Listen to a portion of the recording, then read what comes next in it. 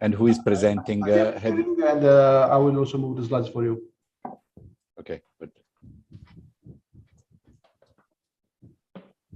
So if I don't like what you say, I will just move on. Okay.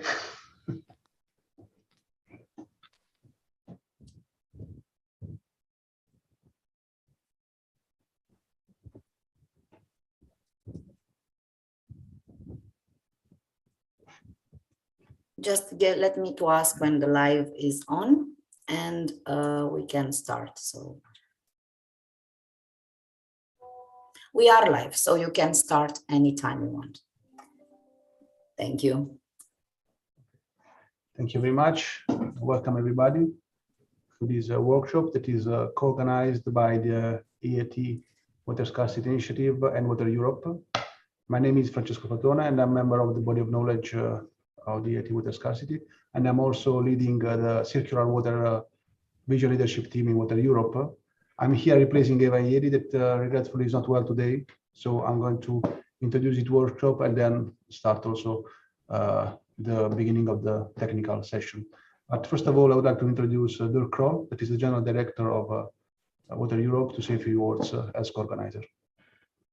Hello, everybody. So indeed, as Francesco already introduced, this is the 4th edition of the EIT seminar on understanding water scarcity in Southern Europe, which is co-organized with Water Europe.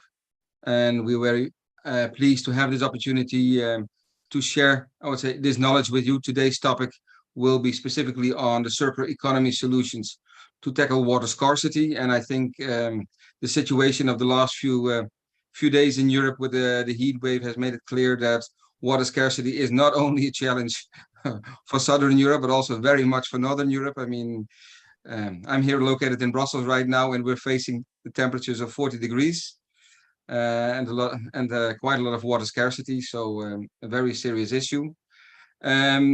Coincidentally, also yesterday, the GRC published a new report where they emphasized that this year's winter-spring precipitation deficit is really critical and is being exacerbated by the heat waves. Also, they included there that the river discharge in multiple countries is already severely affected, with stored water volumes also almost depleted, and the soil water content which has been reduced significantly. So I think all these elements really underline the importance of this topic, and I'm glad that we have come together for this webinar to discuss and see what kind of important solutions we can bring forward. So with that brief introduction, Francesco, back to you. Thank you very much, Dirk. I'm going to share the screen. Okay, you should see my screen in full mode now, right? Mm-hmm. Perfect. So thanks again. And this part was supposed to be introduced by Eva Ieri, that is the project manager for the EIT Water Scarcity Initiative. And this seminar is organized in the context of the EIT Water Scarcity Initiative that is delivered by 4 of the European Institute of Technology's Knowledge and Innovation Communities. And this is led by the EIT Food with collaboration of EIT Climate-KIC, EIT Digital, and EIT Manufacturing, and with the support of BioAzul, Athena Research Center, and TU Delft. And this initiative applies a multi-sectoral approach to find innovative solutions to water scarcity in Southern Europe by supporting entrepreneurs, building capability, and creating knowledge. Today's seminar falls under this last pillar that is delivered by the body of knowledge expert group.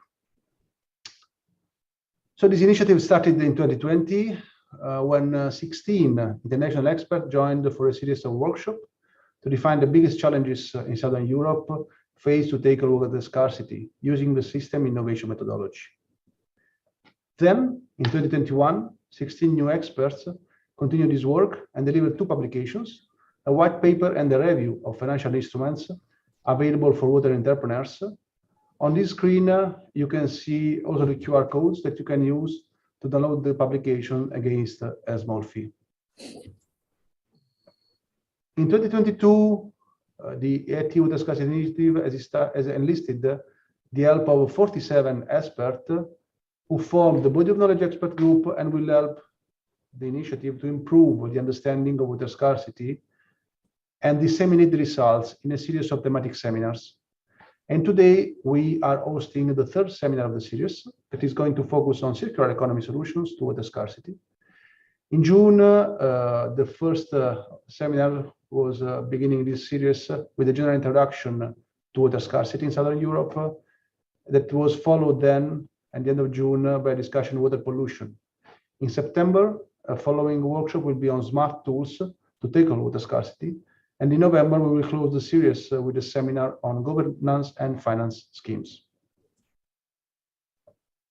So today we are going to focus on circular economy solutions to tackle water scarcity in Southern Europe. And initially, we will hear three presentations. I will present and explain the concept of circular economy in the water sector and describe its policy perspective under technological development. So after this introduction and framework, Fabio Masi will discuss the decentralized approach and nature-based solution, while the young water professional of the body of knowledge, Josue Gonzalez Camello, will talk about the paradigm shift that need to happen to implement these solutions. Then we will have a panel discussion with our distinguished guests, Barbara Sarni, Nicola Tselikas, Dubravka Skulka, and Krisila Spidu. They will introduce themselves then in the panel session. Then, I would like to thank them very much for joining this workshop together with us. And the workshop will be moderated by Josue as a young water professional, so as to improve also the capability of young water professionals. It's one of the tasks of the initiative. The experts delivering this seminar received also support from other experts of the body of knowledge, particularly Tadej Perit from the NTUA, National Technical University of Athens, Jordi Gross-Herrero, and Amir Golipur. And with this introduction, I would like again to acknowledge the great support of Eva. I was supposed to be Eva so far. That was really supportive for the organization and the coordination of this multitasking work. So regretfully, Eva is not with us, but great acknowledgement and best of luck for her fast recovery. So let's start with the technical session. Well, I will elaborate a bit this message that was also discussed a lot last year. I was part of the body of knowledge. So for every single complex problem, there is an answer that is clear, simple, and wrong. Why? Because we have a complex and problem, and systemic solutions are needed with multi-stakeholder collaboration. So this was one of the conclusions that we reached last year. And within the IT water scarcity, we are discussing how to make all the solutions harmonized and systemic together. Well, today we are going to speak about circular economy. Circular economy is not the economy of recycle, is not the economy of prolonged duration and so on. Is basically founded on three main principles. That is to design out waste externalities, so a new way of eco-design, is focusing on keep resources in use, so it's resource efficiency and resource recovery, not only resource recovery and reuse, and is about regeneration of natural capital. So nature-based solutions are fully part of the circular economy concept. If we consider what was published in the white paper of the Ellen MacArthur Foundation, well, we can well understand the value in water and water as a value by considering the dimensions of use of water and what water is carrying in terms of materials, in terms of energy, thermal energy, biothermal energy, kinetic energy, in terms of nutrients, chemicals and minerals that we can recover when sustainable and reuse when they are safe and when they are safe for health and environment. But also, water is also a service for consumptive use, production use, and process use. So with all this in mind, we can have a view on water through a circular economy lens. And if we consider the transformation from a linear system to a circular system, we can see the butterfly scheme where we can apply solutions and technologies for closing loops as close as possible, and for applying nature-based solutions to regenerate the natural capital. But if we move from the three principles to the main actions of circular economy that are not only recover and recycle, but are also linking to the sharing economy, to refurbish, to the repair, locally to have a global impact, but also to repurpose, we can see clearly that the circular economy is interfacing for sure with the materials and water itself that can be recovered. Materials such as nutrients is linked with the energy pathway, energy that can be recovered and reused from the water cycle. But circular economy is also a close link with decarbonization. And now we are going to see how clear is the nexus between circular economy, energy, water, carbon, and food. This is clear from this slide. But it's also linked to a new approach of service. So try to apply service-based contract, having a systemic approach, considering anyway, always how circular economy is relevant for regenerative land management and ecosystem services. So here you can see all the actions that are somehow related to circular economy. And we have to highlight the important role of digitalization. Why? Because with digital solution, we can monitor and measure indicators for circularity that can really support the implementation and also policies to incentive the circular economy application. Well, all these concepts were actually well described in many papers. Several projects were carried out. If we consider some strategic papers about circular cities, we can see, for example, a very well-known example from Circular Amsterdam, where considering different value chains, the construction chain or the organic residual stream, we can see that the wastewater treatment plant, this is how the new concept is overlapping the existing city, is a hub for resource recovery in different chains that are not exactly the water chain. So wastewater treatment plants as a biorefinery hub has been thought over the last more than 10 years for sure. But very recently, this concept has been confirmed by a very recent publication. For example, this one is from the European Environment Agency. I here have reported also the link to download this very interesting publication that is talking about sewage treatment in a circular economy, again, reinforcing the concept of having water as energy, material, and water resource. Further to this, over the Horizon 2020 program, several projects, several innovation actions actually have been carried out successfully and are currently ongoing to demonstrate in tens of demos how we can recover materials, which kind of materials, fertilizers, biopolymers, volatile fatty acids, but also energy from municipal wastewater, from industrial wastewater, and this project have demonstrated how we can reuse safely this material. So in terms of innovation, the technology readiness level seems to be very relevant. In terms of interface with the city, it seems that circular economy should be at the center of the circular cities. But if we consider the strategies of the initiative about circular cities and regions, we can see that water has still a marginal role, for example, in comparison with waste or with other resources.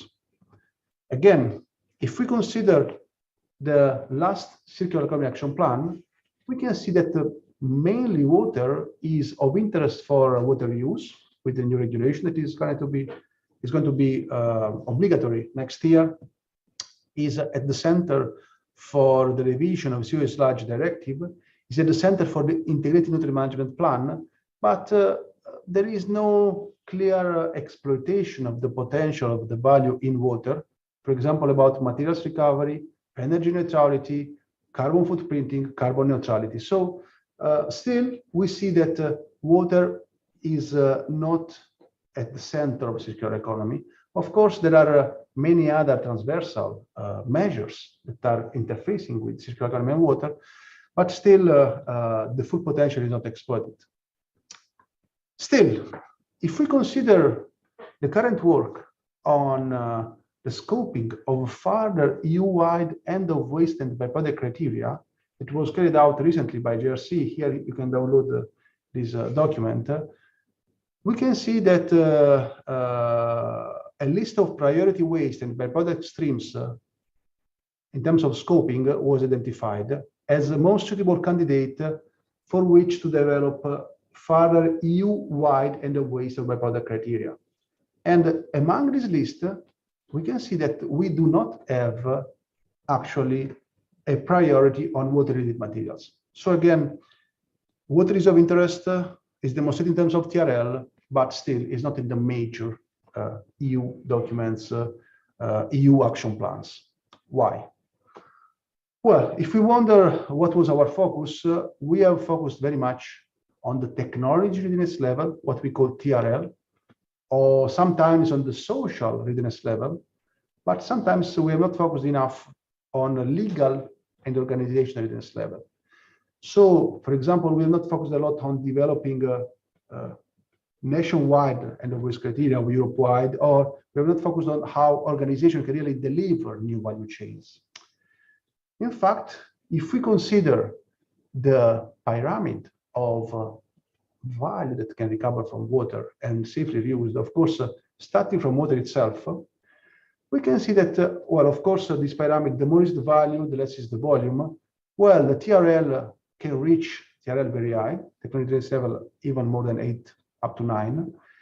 But if we analyze the social, legal, and the organizational readiness level, we can see that sometimes this level is very low. So we are very far from demonstration or validation in the real environment.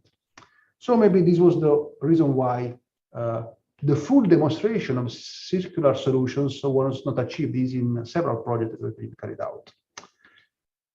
What is another bottleneck? Most probably is the standardization of circularity measurement. And on this specific field, there is a lot of work ongoing. And in particular, on circularity measurement, we have the new ISO family and its applicability to water system that is under discussion. Here you can see a comparison between the linear water cycle, the linear water actually production, use, and treatment, and the application of circular economy action to the water cycle, where refuse, reduce, repair, reuse, and so on can be applied to close loop as much as possible and to modify the water cycle. So on this basis, we will have probably a new ISO family that can be applied also to water. But finally, what is the major challenge also? The major challenge is, of course, the end of waste, is standardization, but it's also to have a risk-based approach. Risk-based approach that should be referred to the water cycle, for example, for water reuse, to the material that have to be reused according to end of waste and risk-based approach, but also to all the value chain. Even in this case, talking about water, that is a huge work in progress. It is about water use risk management plan and guideline that will be the annex to the new regulation. That will probably boost the current numbers. If we talk about Southern Mediterranean, we will see that the number for water use, well, here indeed we are discussing a lot, the potential of water use and the current implementation of water use. This number can be really increased because with this harmonized guideline for water use according to a risk-based approach, we hope this will be a widely applied practice. So with this introduction now, we are going to focus more on the nature-based solution with Fabio. We're going to focus more on the projects with Josue, and we're going to focus on assessment and indicators with Dubravka, and we will hear about nexus and interface with the public with the panel discussion. So I'm going to leave the floor to Fabio Massi, and Fabio, just let me know when I have to change the slides. Many thanks, Francesco, for the perfect introduction and a very nice speech you have delivered. And as first thing, I have to tell you that if you can just click on the X, which is on the right of that long black box you have on top of your screen with a notification, something like that, then it could disappear on the screen of everybody too. We see a long, narrow black rectangle over there. Okay. Yeah, exactly. Yes, perfect. Great. So yeah, in this graph, we are looking exactly at the quite usual urbanistic model we are dealing with in most of the cities in the Western countries, where we have very often quite old, like 50 years old sewer systems, which were conceived at that time as mixed ones. We are essentially mixing every kind of wastewater, runoff, tap water, infiltration water all together in these big pipes, which are then delivering this diluted solution to a centralized treatment unit.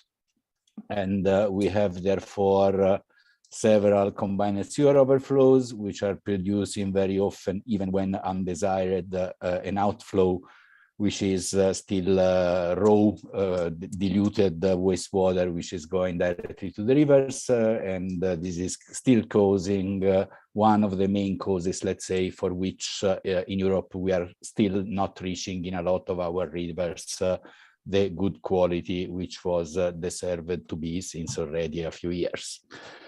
So in this scheme, the main concept was when designing was to deliver the water the soonest at the final delivery point without any gain in retaining it on the spot. So that's what we have to deal with in a lot of situations. And I'm trying to introduce in the next few minutes some suggestions about how to integrate perfect what we are defining as blue-green infrastructures. So the integration of functional green inside the city, so functional ecosystems which are providing therefore specific ecosystem services, and the main ones are just to give back the water to the atmosphere. One of the loss functions when waterproofing, urbanizing is the evapotranspiration capacity of that piece of land. And more than that is the storage of carbon, of CO2, is the creation of closed loops for trying to reuse as much as possible the water after its first usage in terms to optimize the related energy that is then needed for its transportation from one side to the other or just for a final treatment. And therefore, the more we reuse, the more we are able to save in economies. So in this scheme, we are integrating a lot of what we are defining nowadays as nature-based solutions. So we are just trying to reproduce reactors, which are biological reactors, where some other mechanic actions like filtration and sedimentation are taking place for ensuring a lot of different transformation and degradation pathways for what we define as pollutants, which are the content of the wastewater, that has instead to be considered mainly nowadays as a resource to be reused also in terms of nutrients, so namely carbon, nitrogen, and phosphorus. Next slide, please. So just a few suggestions about what you are seeing in this first slide. Francesco, next one. Thank you. Not going. Is do you frozen. See? Sorry. I still see the screen near future. Okay. Not moving yet. Okay, now yes. So yeah, in this first one, we just have a list of what are the main targets, the main benefits we can try to have when, what's going on over here? Sorry. Do you see? Sorry, Now I see a black screen. just 1 second. I'm going to share again. Just 1 second. I don't know what's going on here. Okay, can you see the screen well now? No, I see our videos. We saw the screen. We see the screen, yes. Oh, Fabio, so it's no problem. yeah. Which is not relevant. And it seems you have complete control of my computer. I don't know how. I'm moving the screen, the slides now, but you don't see the screen, right? Exactly.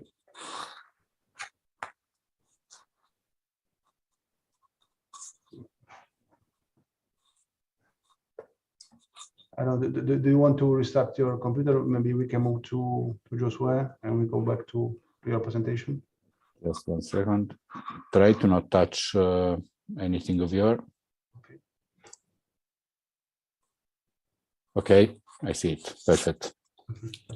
So we have in the slide before, there was a list of co-benefits, which are exactly what we have to keep in mind when designing this kind of nature-based solutions in urban settlement. Why? Because we don't want to implement just one single ecosystem service, but more than one. For instance, to increase the biodiversity, to mitigate the flooding risk, to provide aesthetic and escaping, to reduce the heat islands, and so on. So all these side benefits are what we have to keep in mind when designing systems that can, for sure, provide more than one single benefit. And that's exactly what I'm going to show in the next examples in a very fast way. Please, yeah. So those first three are realization. One is a rooftop wetland, so we can even use these unused spaces like roofs. For sure, this is needing some preliminary calculation. I mean, you are still going to install about 1 ton per square meter of material, which is meaning that the structure of the building has to be capable to do that. But that's for sure recovery of spaces like we do for the photovoltaic going on roofs. And then we can even go on walls, still with the aim to recycle grey water. Grey water is still the 70% of what a house is producing every day. And so if we are looping that 70%, we are surely reducing at least 50% if all houses in a city could do that, what is going to be discharged at the end of the pipe. And so what we are going to pay as a society in terms of wastewater treatment cost. The same installation for treating the grey water on the wall can be done on the right in a ground installation, which is still the cheapest solution. It's much cheapest in comparison of installation cost to stay on the ground, let's say to make this half meter, 1 meter excavation, then installing pots on the walls. For the moment, the competition is still very high, and the ground solutions are still the preferred ones in terms of lower investment. Next one, please. So for the green wall, this example, which is installed in Sicily in the Ferla municipality, where our guest Barbara Cernary is sitting right now, we are just ensuring water saving, and that's the potential of a school of about 260 cubic meter per year, which is meaning about 1 cubic meter per student per year, which is completely saved for recycling this water for flushing the toilet. And then we have, and we are going to install similar systems in another countries of the North Mediterranean Sea. Next one, please. Case study in India. Also, this is the ground installation I was mentioning before. Here we are treating the water from a university campus. The big numbers we are getting is that in 1 year, we are able to save about 38,000 cubic meters operating with all the wastewater produced in the site by the students, which are about 200, a bit less than 200 cubic meter per day. And this is really producing good value in terms of revenues generated by the saving, which is completely paying the operational cost. About 1/3 of what we are getting as gain by the saving is covering the operation and maintenance cost, and therefore even the payback time of the investment is quite in line with what we are used to see with the photovoltaic, for instance. Next one, please. Another nice example about how to use the existing infrastructures that we have, even the sewers which are centralizing and then giving chances to treat high fluxes of a good chemical solution at the end of the pipe, for instance, for recovering the phosphorus over there, but even, why not, for distributing the water where it's needed at the moment that is needed. For instance, in India, we have the problem of very long dry periods before the monsoons, and the parks, which are in the center of the cities, are normally getting yellowish or getting to be dry during these months because of the lack of tap water. And why not to get the water from a sewer below, just installing a pump station nearby there, getting the water up, treating it locally by this kind of installations as we see here in the pictures, and reusing the water for landscaping the park itself. That's a closed loop reuse, which is optimizing a lot the aesthetic and the climatic effects of the city, because it's all water which is going back to evaporate. And so for cooling the environment, and obviously is creating leisure for people going there even in the dry months. Next slide, please. Still in this concept of the sewer mining, which is exactly the concept of getting the water out from the sewer where and when it's needed. In Spain, we are going to revitalize a very huge green wall, which is now let be dried, and so all the plants are at the moment not alive, and we are trying to revitalize it, getting the water from the sewer, because the cost of the tap water for making irrigation of this huge green wall was not completely sustainable. And so we are looking for a cheapest source of water, and the one coming from the nearby sewer can be the right source. And so we are just transforming a long planter along the roof of the parking lot for providing this water to be recycled. Next one, please. Francesco, next. Thank you. Coming. The next one is the Hydrous Project. I can tell before. I don't know why it's not coming. I hope it's not making the map. I'm going to share again. I don't know if the other can see this. I can see this kind of installation. Right. Sorry, Yeah. Joshua. What slide do you see? The Hydrosa one. Okay. Yeah, that's perfect now. Yes. So this kind of installation is instead one very well monitored experiment where we are coupling constructed wetlands, so nature-based solutions, with anaerobic digestion as a preliminary stage, and then very strong disinfection by UV lamp. There is even an emergency ultrafiltration just before. For delivering Class A according to the new wastewater reuse directive. Class A, which is the unrestricted agricultural reuse, for fertigating 2 hectares of different plots, which are continuously monitored by the Catalan Water Research Institute. Next one, please. This video from Simos Monamis. Exactly.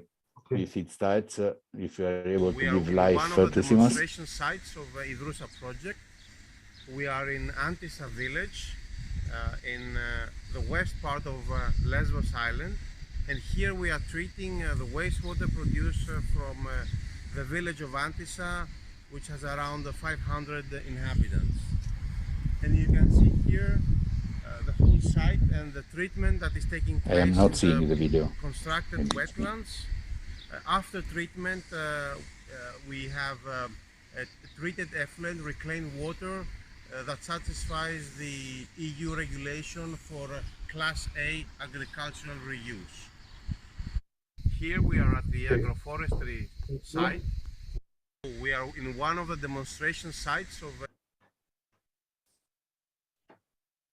So you see next slide right now.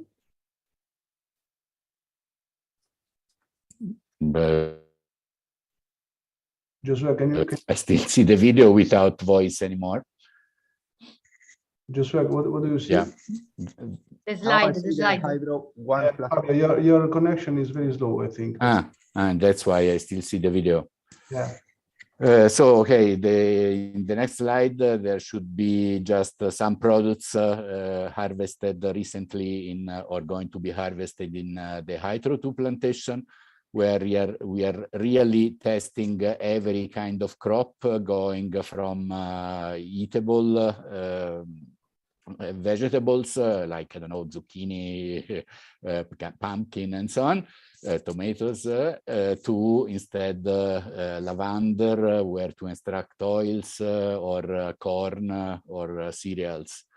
Well, what we are doing is just to examine the content of micropollutants, both in biological but mainly in organic terms, for looking at possible bioaccumulation by an extensive reuse of the wastewater, which is the only solution which is provided to the field. I mean, there are no other fertilizers which are added, so we are only dealing with the nitrogen and the phosphorus which are provided by a 1,000 population equivalent village for ensuring the yields of these 2 hectare crops. Next one, please, just for concluding. Yeah, we have the next one now. That I don't see yet what it is. Gorla. I don't remember. Gorla, yeah, okay, perfect. So combined sewer overflows.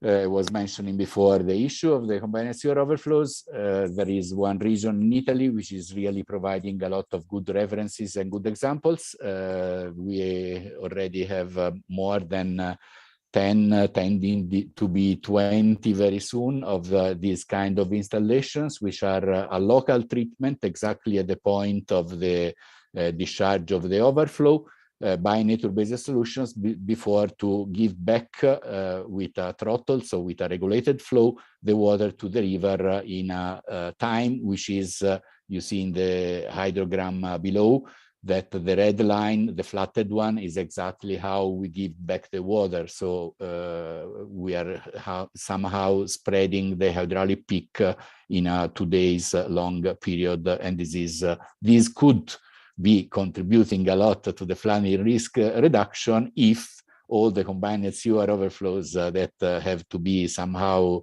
upgraded could be upgraded with this kind of solution, which is slowing back the restitution of the water to the final bodies. And what we do by this kind of systems is even to ensure, obviously, the right water quality for being discharged on the spot. So those are real treatment plants which are somehow interacting with the flooding risk mitigation and also creating nature and natural beautiful spaces inside the cities. Next one, please. Still talking about runoff. Tell me what it is the next one, because I still don't see it. Merone. Oh, okay, so that's still a combined sewer overflow, which is going to be a bit smarter. We are just combining in this one the Internet of Things, so trying to make sensors which are then feeding a computer, let's say, for deciding when to open an enhancement of the treatment wetlands, which is a bottom aeration, just when the organic loads which are reaching the system in exceptional rainwater events, which are then making the sewers discharging even more, and even in an even more concentrated way to open this emergency aeration when it's needed. So it's just more smart way to operate these kind of nature-based solutions in order to optimize the use of energy that could be related to them. Next one, please. And here we should have the SUDs, I hope. Yes. Yeah. And so that's the very last application, but that's a very potential one. I mean, the use of nature-based solutions for dealing with the sustainable urban drainage is one of the main topics, even for the research sector, and for sure for the research and development. Because we have still to understand quite well how these systems are working more than the pure hydraulical function. So we know how they can interact with the flooding mitigation, but still there is a few science about how the different pollutants which are dispersed by the urban runoff are blocked and treated in this kind of installations, and how can we build and design them in a more efficient way in order to block also the contaminants at the source and not only to slow down the water flux. So also for the installation of these kind of green infrastructures, when compared to other classic gray solutions, we can consider at the beginning in the first feasibility, economical and technical studies to insert a sort of matrix evaluation where to consider all the different side benefits that we are going to obtain considering the different kind of installations for treating in a sustainable way the urban runoff can be done. The next two, which are exactly what we were saying right at the moment. So those are just examples of retrofitting of existing parking lots in Florence or in Rome.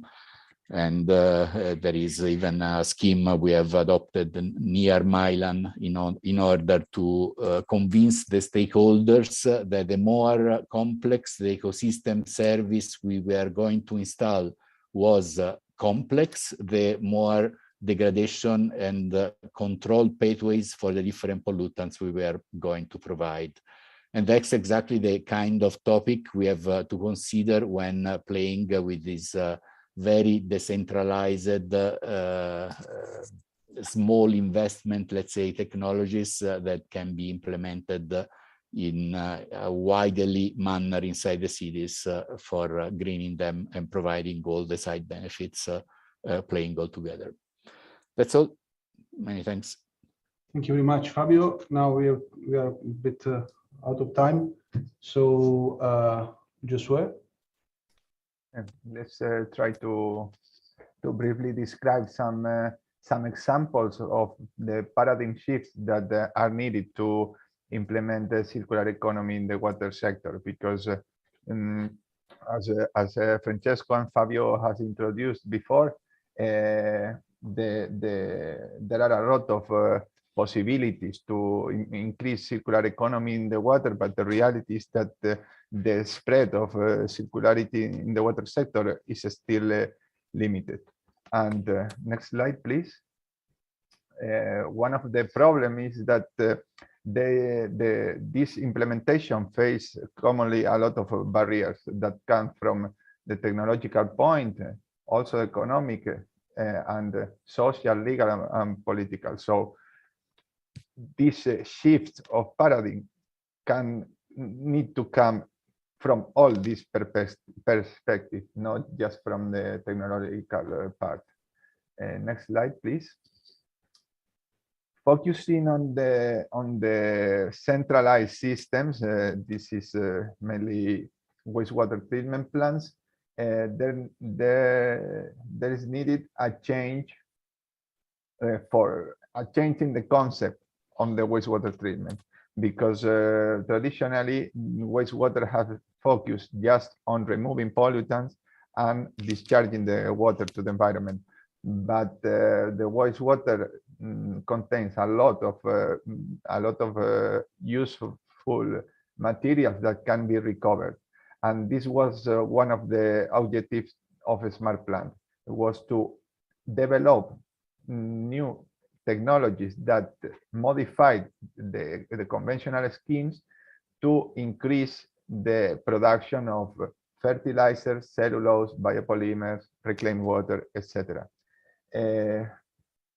Here you have the link of the project.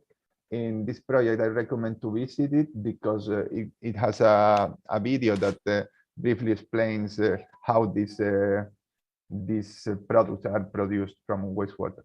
Next slide, please. Going beyond a smart plant, then we in our university, together with other partners, we have developed the circular biocarbon project that goes one step beyond by implementing biorefineries.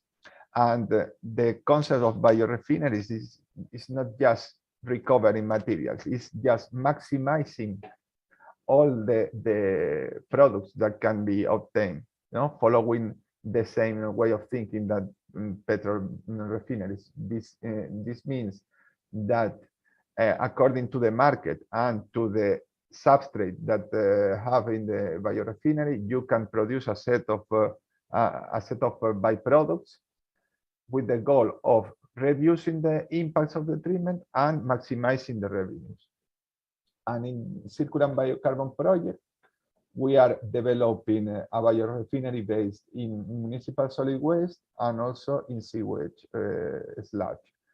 But there can be other biorefineries from other type of organic materials. Next slide, please. Next, okay. For instance, we will develop in the project Microalgae 4.0 a biorefinery based in microalgae. Microalgae has increased the interest in the last years, in the last 5-10 years, in wastewater treatment, because they can recover nutrients from the wastewater and at the same time reducing the CO2 from the environment. So it's a very good opportunity to not only obtaining another source of water, but also reducing the environmental pollution. But the problem is that the TRL is still low. So we will try to implement this TRL, increasing the digitalization of the process in order to maximize microalgae growth according to the weather condition in each time. Next slide, please. Another change in the concept of wastewater treatment is moving to anaerobic processes. We already commented something in the previous presentations, but in case of anaerobic membrane bioreactor, apart from the benefits of anaerobic system, that is the transformation of organic carbon to an energy source like biomethane, we also can obtain high quality water effluent because of the membrane. And another good opportunity of anaerobic system is that nutrients are not removed like in classical wastewater. Next slide, please. In the case of using water from anaerobic system, the nutrients will remain in the water. So it can be directly applied to the crop fields when it's irrigating. And this practice is known as fertigation. Fertigation has been proved to be a more economical, technological, and environmental feasible option than common irrigation plus nutrient addition, because the production of nutrients is very energy demanding and resource demanding. So this option can decrease the impacts in both ways. The problem is the legal aspect of fertigation that is there is no a common framework for this practice. So one of the goals of the Innovation Daily Initiative was to overcome this legal barrier that hinder not only fertigation, but water reuse in general. Next slide, please. In relation to this, is that the technological implementation, as Francesco already commented, is not the main barrier normally, because there are a lot of technological options that have been developed in current research projects and are developing day by day. But apart from the legal aspects, there is always the economic part. Who is going to pay for this transformation of the utility? This is normally a problem because the way of investing this infrastructure in many cases are relied on the water utilities. And the water utilities, especially in the south of Europe, as we can see here, the way that they have to recover money is mainly from the water tariff, and in Southern Europe is normally below the average of Europe. So this means that the cost of reusing water sometimes do not cover this implementation. So there is a problem here that I think come from the typical way of thinking that is not considering all the costs related to water extraction from potable sources. It's very, very important to highlight the real cost of using potable water from groundwater sources or surface water instead of reusing water, especially for non-potable purposes. Because if we don't consider all the aspects that relate also the environmental and resource cost, then there is not a good comparison between those sources, and the user can think in a wrong way probably that you don't need to reuse water because you have another source that is cheap. But in this way of thinking, normally we are not considering that this resource is limited. So the point is we have to change this vision. We have to be aware that this resource is limited, and there are a lot of costs that will be associated to this overconsumption of water. Next slide, please. In line with this, for this transformation to happen, there are a lot of tools that we can use, and especially from the government point of view. From the policymakers and the government policies, they can implement sustainable actions by also giving some incentives for sustainability. For instance, the Green Public Procurement, the GPP, is a change on the classical public procurement where they not only valorize when a public contract is done, not only valorize the economic part, but also sustainability. And this is also in line with the European taxonomy, that is a way of analyzing how an economic activity can be sustainable, how sustainable this activity will be. So this way, administration and other investors can know which companies and which activities are more sustainable, and they will decide, if they think green, how they can invest this money and which kind of processes they will invest on. Next slide, please. But to analyze this, to change the paradigm, we need standard tools. And one of the most used standard methods is Lifecycle Assessment, and it's a approved tool to compare between production chains, technologies, processes, etc. It's essential to have these tools because they can provide an overall understanding of all the process and all the production chain or the management process. Next slide, please.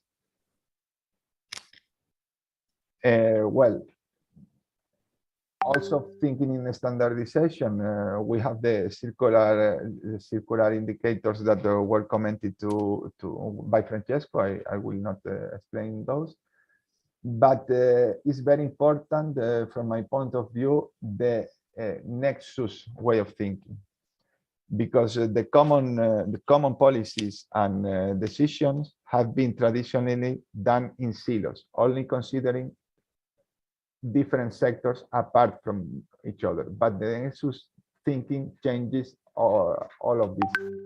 They focus on analyzing the trade-offs and the interlinkages between all the sectors that can be affected by a process. So it's essential to have this nexus thinking when we analyze circular economy. And there are some initiatives like Nexus Network Action or the Nexus Project cluster that are implementing this way of thinking to all the factors of the society, which is very important for the recent future, in my opinion. Next slide, please. Just to summarize, I just want to give a brief summary of my presentation, that implementing circular economy in water is a very complex issue and is affected by different factors. So we need to approach this transformation from all these actions simultaneously. So it's very important to analyze the nexus to see how all these changes can affect to all the silos. And it's really important to highlight the real value of the byproducts that is commonly related to non-using new resources that are limited. Especially in Southern Europe, we observe day by day that water is limited, especially for an increasing population and for an increasing demanding population. And this is it. Thank you very much. Thank you very much, Josue. So I'm going now to stop sharing the screen. Well, now we are starting the panel discussion, and of course, even any question from the audience is very welcome. You can either write the question in the chat, or well, later on you can raise your hand and ask question directly. But well, Josue, as a young water professional, will moderate this panel discussion. Josue, the floor is yours. Thank you, Francesco. Well, first, I would like to start with a brief presentation of all the participants of the panel discussion. So I will start in the order that I see them in here. So, Chrissy, please, can you introduce yourself? Sure. So my name is Chrissy Laspidou, and I'm a professor at the University of Thessaly in Greece, Civil Engineering Department. And I'm also the Vice President of Research and Technology at Water Europe, involved in many research projects, a lot about the nexus, climate change, innovation, sustainability, that stuff.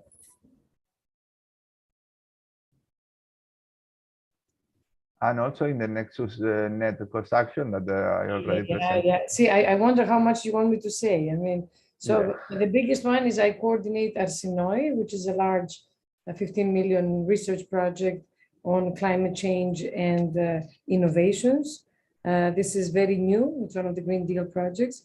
And so I am involved quite a bit in a few Nexogenesis, another project Horizon that is running on the Nexus, and BioNext is starting soon, which is on biodiversity and the Nexus. And then, of course, as Joshua said, I chair the cost action on the nexus, water, energy, food nexus in Europe and beyond for low carbon economy.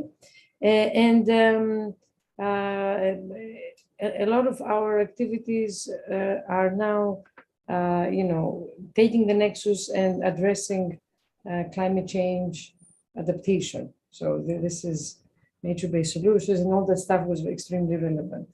So yeah, I don't want to I can say a lot, but let's not take a lot of time on introduction. Yes. Thank you, Chrissy. Let's continue with Barbara. Okay, good evening to everybody, and thank you. I'm Barbara Cernary. I'm the Vice President of SVIMED, that is Euro-Mediterranean Center for the Sustainable Development. It's a not-for-profit organization established in Sicily since 2003. We are a small association, but we work a lot. We work a lot at the Mediterranean level, in particular with European project, international project, and some of these during the last, 12 years were about also water management and water reuse. In particular, with Iridra, we worked in some innovative solution for reuse of water and so natural-based solution. Okay, thank you, Barbara. Nicola, please, can you introduce yourself?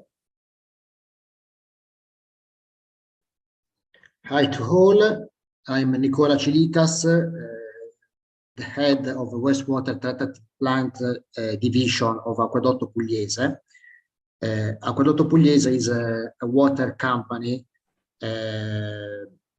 of water services for more than 4 million inhabitants in the Apulia region, the southeast of Italy. And water scarcity is a concept very linked to the history of our company and our region, because we have more than 100 years ago, we took water. The main resource of Acquedotto Pugliese is more than 212 kilometers far from the region of distribution. And so for us now, the reuse, lifecycle assessment of the water use is a priority. And we have we operate with 5 wastewater treatment plants for the reuse, and under 38 plants are in construction to reuse the resource. And owing to the water scarcity, we have no rivers in the most part of the land, and so no river means for us also no possibility to discharge wastewater from our plants. And so for us the meaning of reuse is linked also not only to the direct reuse on the crops in agriculture, but the reuse is a kind also to refill the main water resource of Apulia, which is the ground water. And so we have a lot of plants whose discharge is not in the rivers or in the sea, but on the soil, with the very deep limits of the law from on the parameters for the discharge on the soil. So for us, the discharge of the soil is a kind or a reconstructed wetland is a kind of a reuse. Okay, thank you, Nicola. We will continue talking about this because it's very interesting. Please, Dubravka, can you introduce yourself? Thank you very much, Josue. I'm a university professor of industrial environmental management at Tembe University in Belgrade, Serbia. I'm also part of European Commission Environmental Footprint Technical Advisory Board. and I was lifecycle assessment leader at Horizon 2020 project called Green Protein, where we built a demo plant for protein extraction in Netherlands, and I was in charge for the entire environmental assessment of this project, and it was 5.5 million euros project. And currently, I'm advising 25 Swedish SMEs under the EU project called Green Omstart, which means Green Restart. So I'm giving them workshops and advices regarding how to showcase and measure their environmental footprint, water scarcity, and how to implement circular economy principles into their companies. And also, I'm very proud to be part of the EIT community and part of water scarcity experts, also last year and this year. Thank you. Thank you. Well, I would like to start with you, Dubravka, because as you commented, you have worked a lot with LCA. So I just briefly talk about this in my presentation. So could you explain a little more in detail which are the benefits of using LCA and how can be the connection between LCA and circular economy? Of course. Actually, lifecycle assessment provides analysis of all the environmental impact categories regarding the product entire life cycle. These environmental impact categories are water scarcity footprint, carbon footprint in relation to global warming potential, but also eutrophication, acidification, as well as ozone layer depletion and many others. The benefit of the LCA is the fact that it clearly indicates hotspots in the production chain.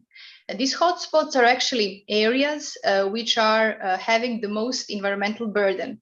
And through life cycle assessment, measurement, and analysis, it can be provided clearly the results and advices how to implement measures to lower environmental burden and to optimize environmental impact categories.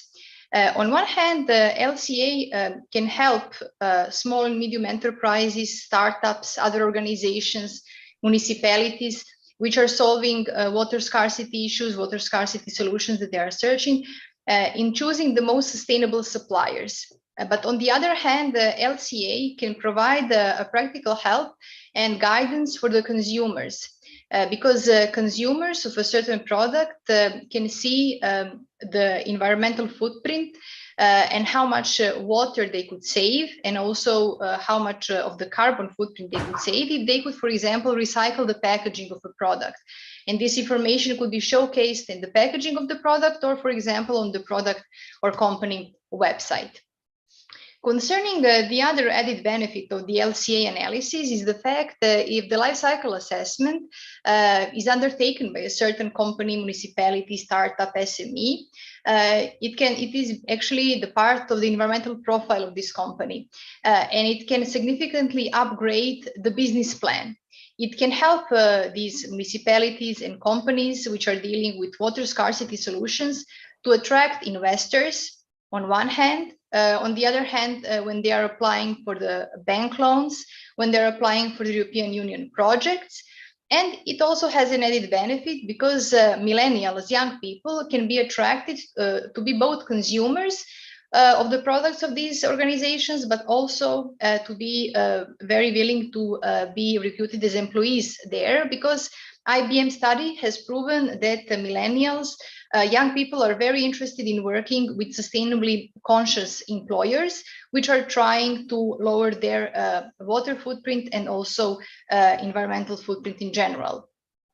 Concerning the connection between circular economy and life cycle assessment, on one hand, circular economy promotes using renewable resources, recycled materials, using products as long as possible, using the waste of one industry as the resource of another, and also implementing circularity at every stage of the value chain.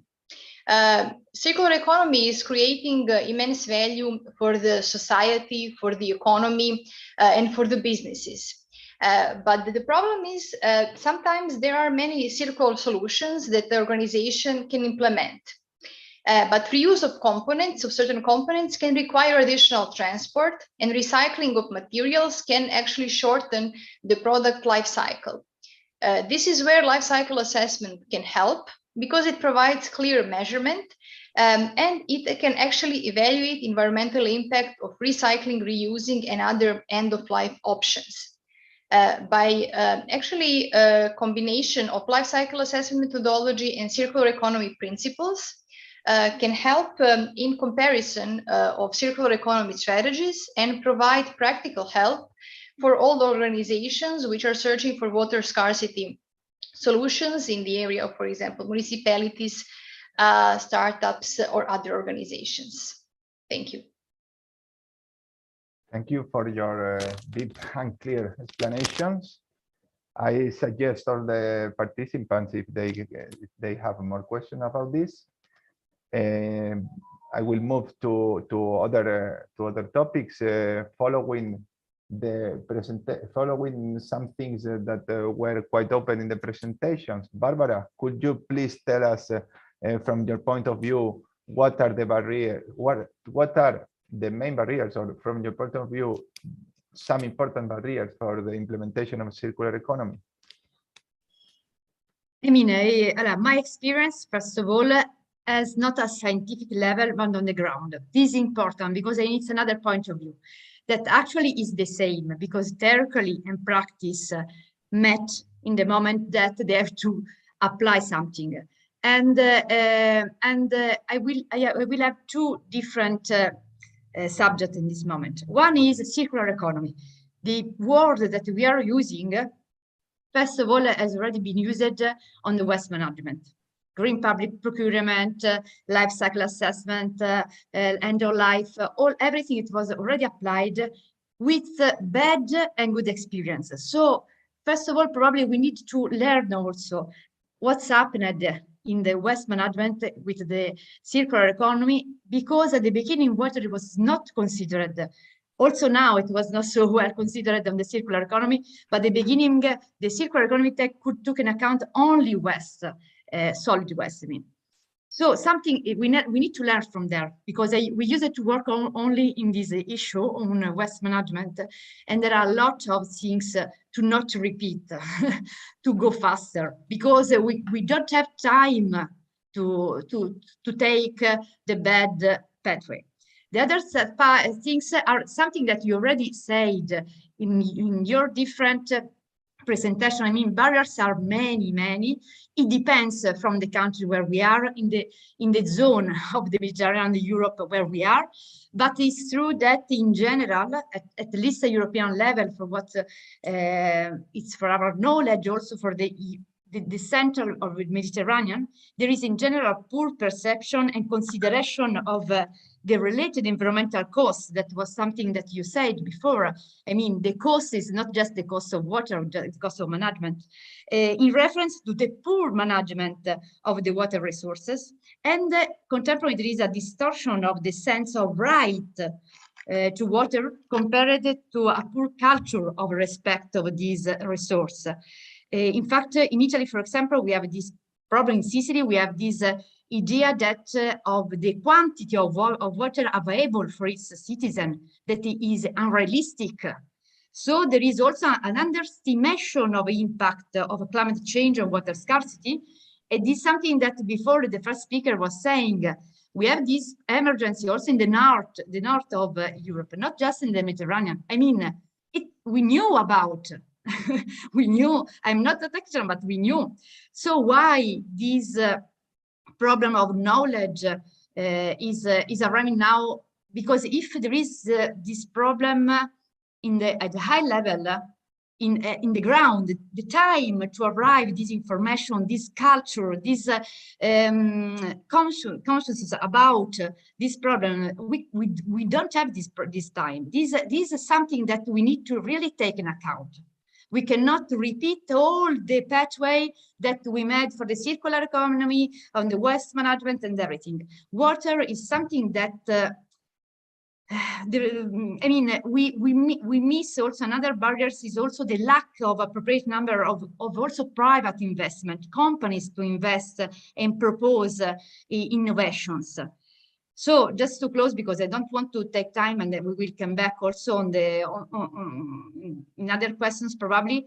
But in general, the main barrier that is the perception of the main barrier that normally is money is not the barrier, is not the realistic barrier. It is just because we not take into account the value of water, we just take into account the costs.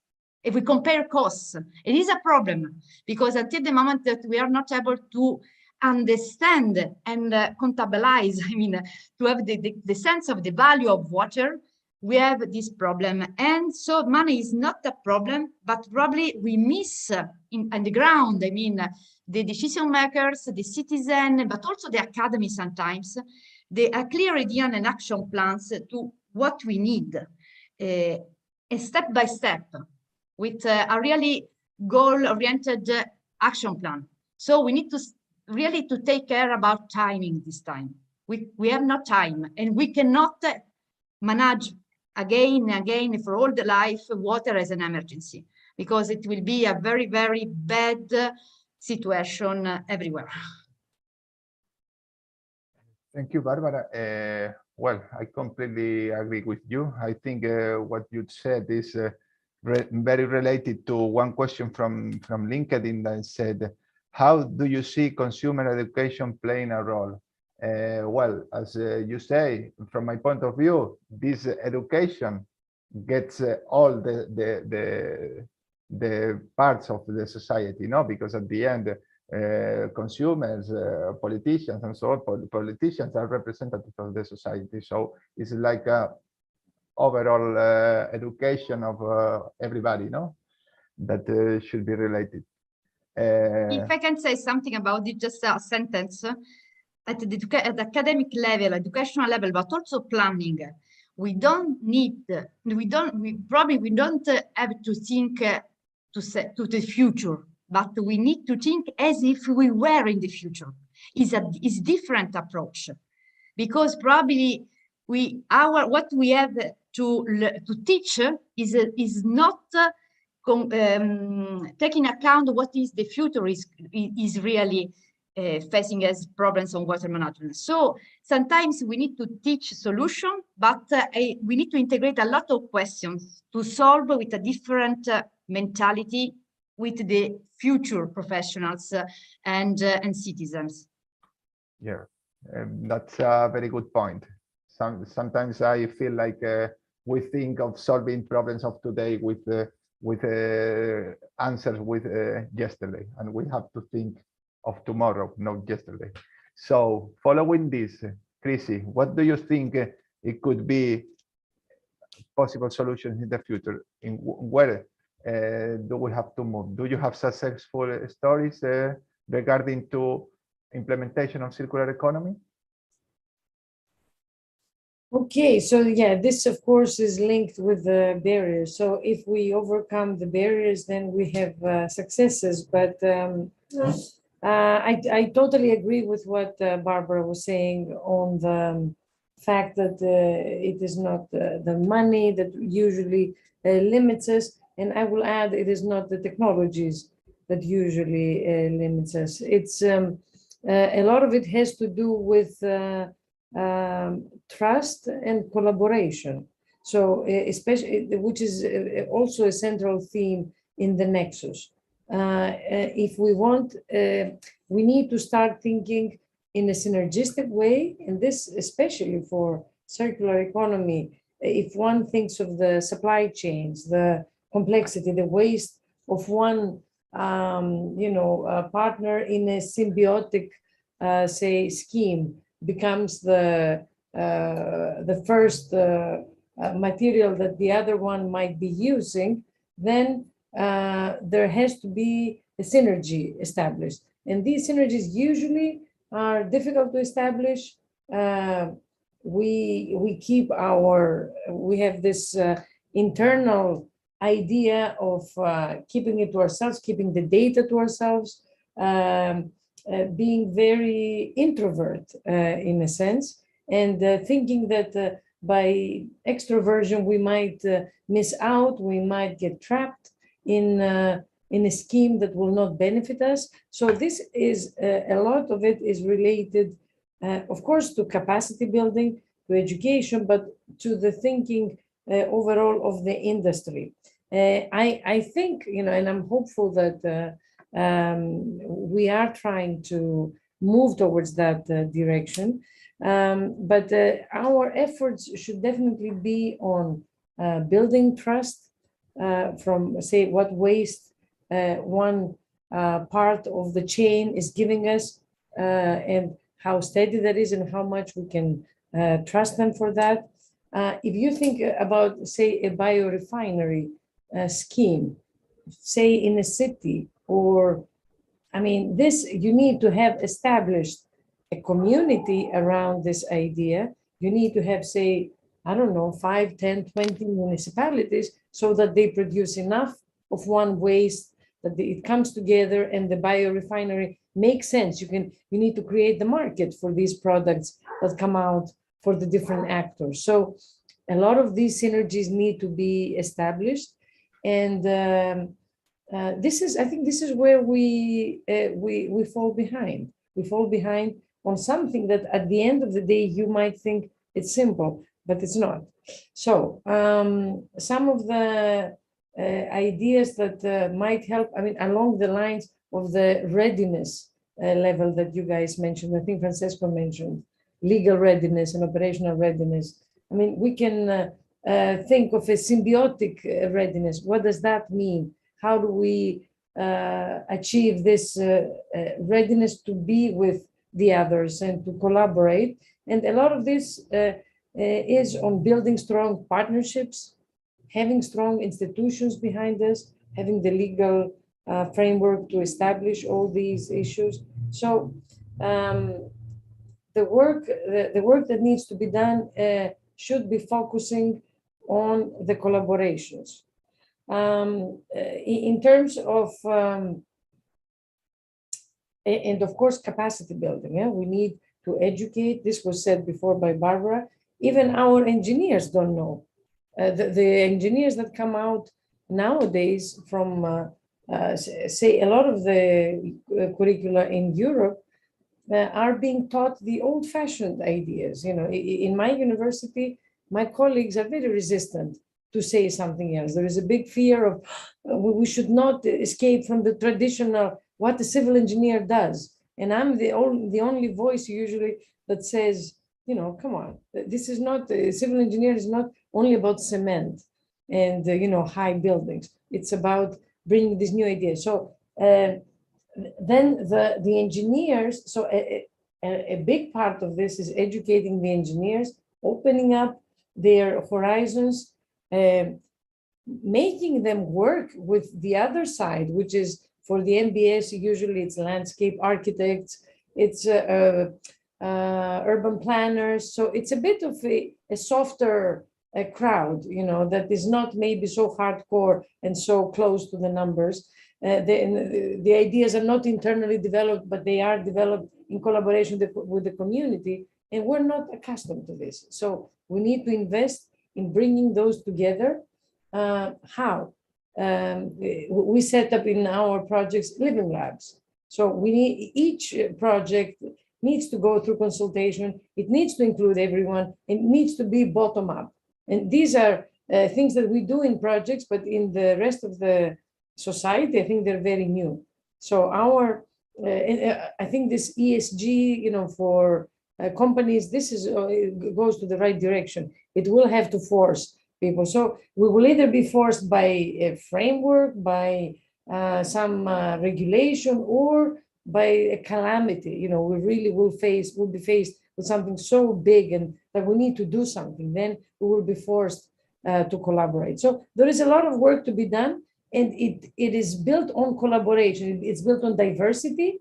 It's built on having the social scientists telling us how to do it, having the humanities people, cultural, all this diversity will take us to the next, will allow us to transition to these new solutions successfully. Sorry, I probably spoke too much. But Thank you. Very good point and very interesting topics. I agree with you that the collaborations are very important, and I would include also that sometimes I miss a little bit the whole collaboration of Europe, because normally the problems with water scarcity and climate of the Southern Europe countries are not the same that the northern country, but as we commented at the beginning, it will be future problem for this. So we also need to collaborate at local, but also a large scale. And the geopolitical reality is so important. We can't ignore that either. You know, I mean, we saw it. Ukrainian war through everything. We're back in coal. We're back in using coal. Can you believe that? I could not believe there would be anything that would force us to go back. So that shows us how little we are prepared and how much can come our way. We started with COVID, we lost it completely. Now the war, we're not prepared. We don't know what to do. We may have to have, you know, those intermittent, you know, like have specific hours that you turn your lights on. I mean, these are very tragic for Europe. You said it very correctly, Joshua. Sure. Well, we're running out of time, but I want to ask one question to Nicola, because you commented the need in your region to indirectly reuse the water by filling groundwater sources and so on. But what the legal barriers can you face when you do this? Because normally, as far as I know, it's a practice that is not well received in many places.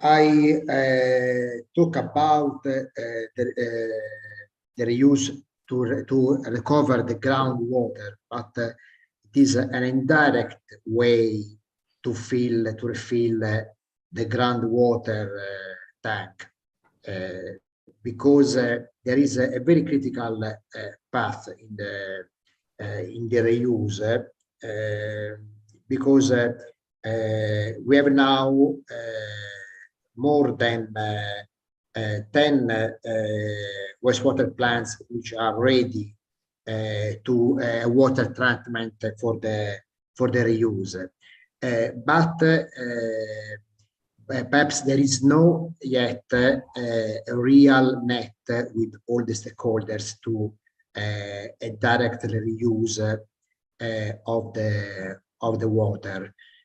Just to give you some numbers, the demand or the need of water resource in the Apulia region of the agriculture economy is about 900 million cubic meters a year.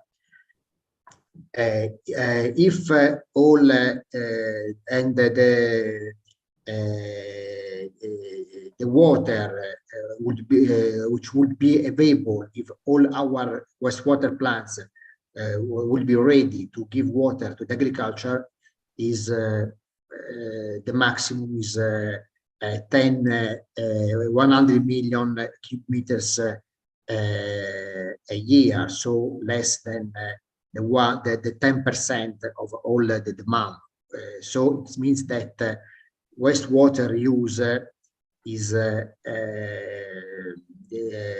can't resolve demand of all the crops, but the point is not that. I think that now the problem is that in Italy and the Apulia region, less than 1% of the wastewater is given to the crops. So the problem is not that 10% is the maximum, but that just the 1% of the wastewater is given to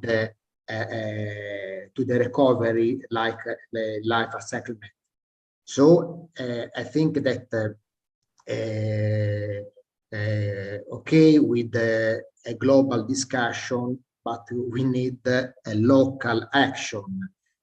So near each wastewater plant will be a net to a water distribution in the near the wastewater. Now, I think that this is now the critical point of the reuse. That the discussion is all about a global problem, but we have not local actions.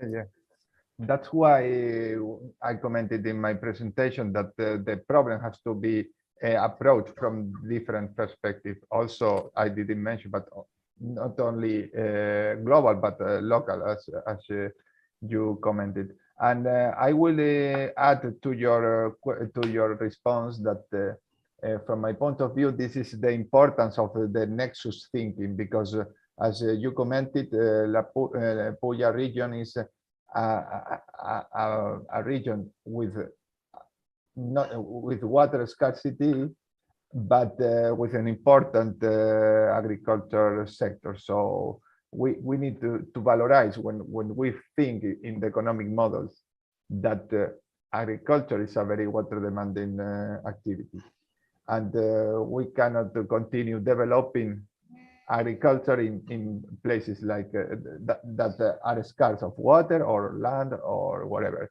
And another important thing that we don't always comment is that also water scarcity has a lot of ecosystem, a lot of environmental problems that can be water saline intrusion from the sea, problems in the rivers because you don't have the flow, the environmental minimum flow to maintain the biodiversity of rivers, etc., etc. And this is something that has to be taken into account. Well, I think we passed the time, if I'm correct. So to me, that's quite a pity because it was a very interesting discussion, but I think we have to leave. Francesco, do you want to close? Thank you very much. So, well, I will summarize some take-home messages. Actually, I like very much the symbiotic readiness level that is related to the organization. I mean, now we have again, silage organization and cross-linked organization that are strong and are going to create links that are legally valid for years, because sometimes the return on investment for this infrastructure is years, is not so short. So without this policy enforcement, we cannot have legal readiness level. And also for what Nicola mentioned, it's very important also to focus on the governance, Nicola, because as long as we have too many actors on the one water field that are not having a common objective, well, we can find fantastic solutions in terms of technology, in terms of agriculture, but still these two worlds will have to be under the same umbrella and under a kind of holding that is including water treatment and reuse. That is probably a major barrier. Now we will have the new regulation, the new Wastewater Treatment Directive, that probably will systematically push towards water reuse. So we hope that the new directive and the new regulation will overcome some local barrier. And in terms of indicators, yeah, it's important to have standard methods that should also be easy to communicate, related to what Barbara and Dubravka were saying. So quite often the assessment is too complex. We are finding fantastic indicators that only scientists can understand, and it's very difficult. And then people are still looking at the Sahara Desert picture to understand that water scarcity is there, is not here. So indicators, yes, but also aggregation and simplification for better science-based communication. Because sometimes communication is something and science is something different. So indicators and science-based communication. So these are the take-home messages. Well, I'm having now the head of Eva that is still not here. And on behalf of EIT Water Scarcity, I am representing today on behalf of Eva. I would like to thank everybody, to thank Water Europe for co-organization, all the speakers, and well, see you at next workshop and follow us on the EIT Water Scarcity initiative. Thank you all. Thank you so much. Thank you. Bye. Hey, Thank thanks. you. Bye-bye. You all. Bye bye. Thank you so much. Bye bye.